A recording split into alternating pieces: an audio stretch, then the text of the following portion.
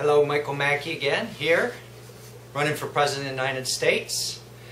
You can look me up at www.mackeyforpresident.com or email me at michaelmackey@mackeyforpresident.com.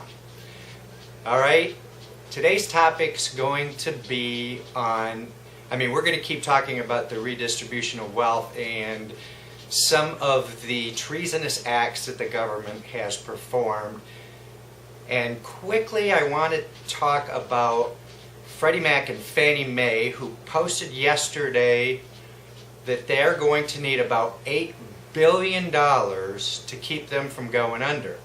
Now, if you don't know about Freddie Mac and Fannie Mae, they are government-owned entities that guaranteed the banks payment of their mortgages no matter what happened when they were forced to give loans to people who really couldn't afford them. Now, that's partially the people's fault. They didn't do the research. They went out and bought homes they couldn't afford at prices they couldn't afford because the government just made it look so good for them. And as soon as they bought those houses, pretty much 80% of the homes or the banks turned over the loans right over to Freddie Mac and Fannie Mae. And of course the housing bubble burst and several banks have went under or are going under even after the bailouts right now. And Fannie Mae and Freddie Mac, the government continues to bail them out repeatedly with our taxpayer money. This is treason. And what came to my mind was the RICO Act, where you can try a criminal organization all at once under the RICO Act for their criminal negligence or their criminal activities. And that's basically what we need to do with the U.S. government. Think about it. Everything they do is a Ponzi scheme. They're not good at running anything. When have they ever succeeded? What business have they ever succeeded in? Government motors? The airlines that right now are starting to go bust, that they gave bailouts to years and years ago. The housing market. Healthcare, yeah, they're doing really great with that. They're not businessmen. They're politicians. They don't have business degrees. They have political degrees and doctor degrees, and they're politicians.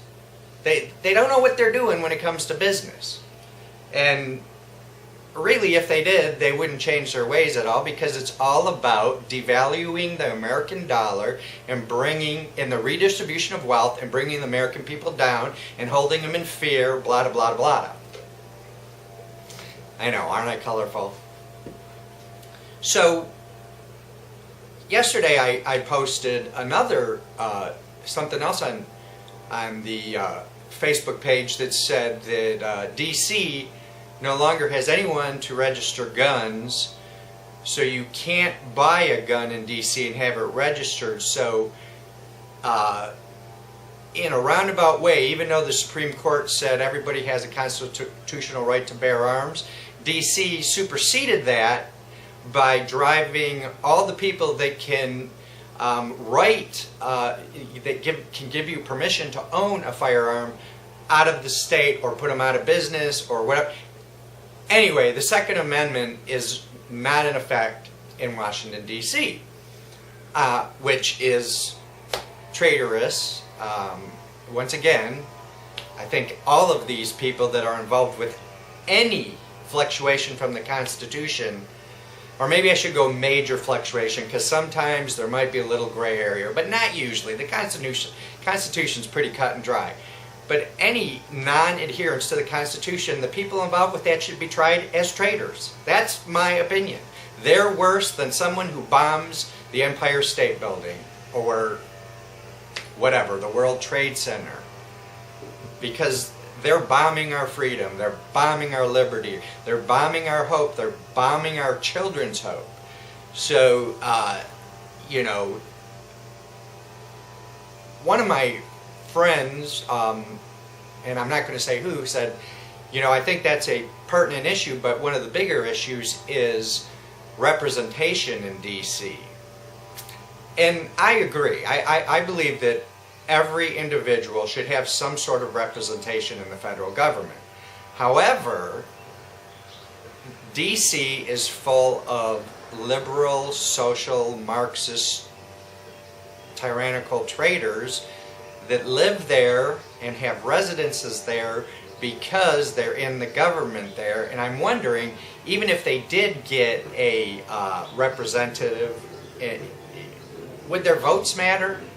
I mean, they'd be overwhelmed by the voting of the liberal elite. Maybe not. I'm not sure about that, but it's something to think about. And this is going to be a short and sweet Mackey for President video because I just was a little bit perturbed by some of the things that I read, and I wanted to get it out to you people as quickly as possible. And I've been thinking, and I think sort of my platform, my running platform, should just be keep it simple. That's why I try to explain everything in the simplest terms to the American people, because they don't want to listen to a bunch of basically mumbo jumbo. They want the founding fathers kept it simple. You know, a law should be a law. If a congressman submits a law, it should be a one-page law describing what that law is, and that's it. Then you vote on it. It shouldn't be 1,700 pages and nobody understands the riders or who's involved or what's involved.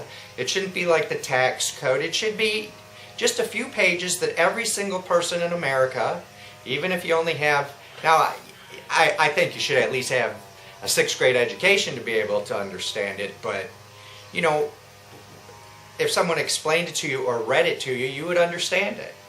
So, and basically liberals don't want that. They don't want Americans to understand anything, and that's why I'm trying to explain things to you.